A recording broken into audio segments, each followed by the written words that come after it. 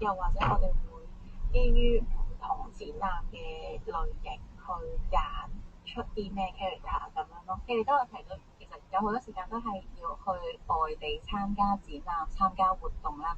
咁對人嚟講有啲咩重要咧？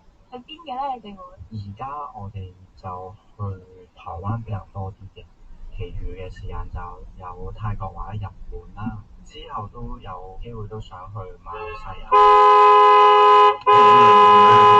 打尖添。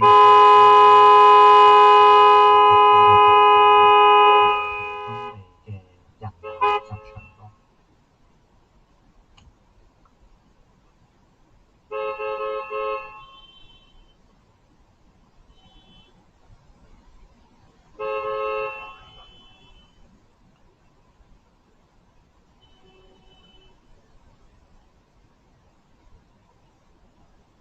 交俾車出。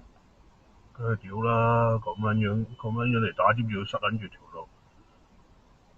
佢褪前我肯定頂緊住佢個位啦。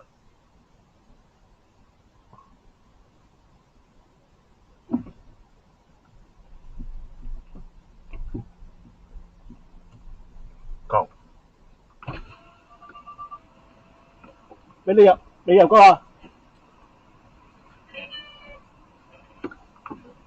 我真係第一次見。